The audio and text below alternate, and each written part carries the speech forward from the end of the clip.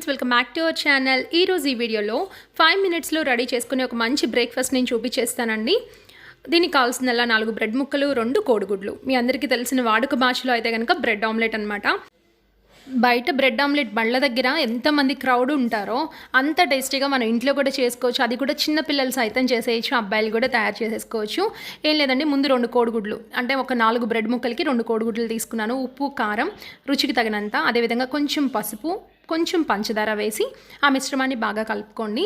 తర్వాత ఒక పెనం పెట్టేసుకొని, మామూలుగా మీ దగ్గర బటర్ ఉంటే ఇంకా బాగుంటుంది, బట్ బటర్ అవైలబుల్ లేదని నేను నెయ్యి వేశాను. నెయ్యి కూడా చాలా బాగుంటుంది, బట్ నార్మల్ ఆయిల్ కన్నా బటర్ కానీ నెయ్యి కానీ చాలా బాగుంటుంది. నెయ్యి వేసేసుకొని ఈ 4 బ్రెడ్ ముక్కల్ని అటు ఇటు కాల్చుకోవాలి.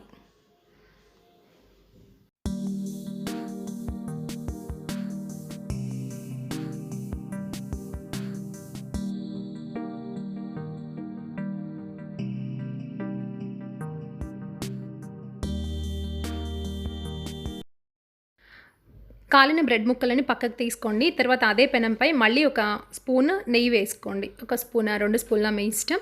తర్వాత మనం కలుపుకునే కోడిగుడ్డు మిశ్రమాన్ని దోశలా పోసేసుకోండి. తర్వాత చూస్తున్నారు కదా, బ్రెడ్ని ఒకసారి అలా మిశ్రమం మీద ఇలా అద్ది మళ్ళీ బ్యాక్కి తిప్పి పెట్టేసేయండి. ఇలా 4 ముక్కల్ని కూడా అంతే చేయండి.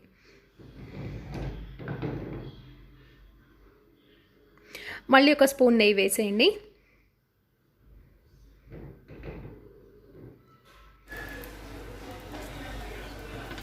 సిమ్లో పెట్టుకొని కాల్చుకోండి. హైలో పెట్టేస్తే మాడిపోతుంది ఊరికే. చక్కగా సిమ్లో పెట్టేసేయండి. కాలిపోయింది కదా, ఇప్పుడు బ్యాక్ తిప్పేద్దాం.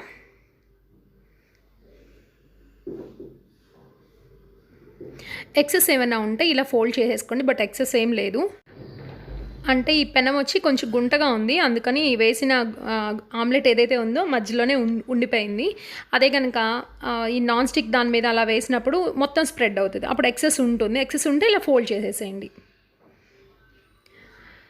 తర్వాత ఇటు నుంచి మధ్యలోకి ఫోల్డ్ చేసి మధ్యలో కట్ చేసుకుంటే ఇలా బ్రెడ్ ఆమ్లెట్ రెడీ అయిపోతుంది.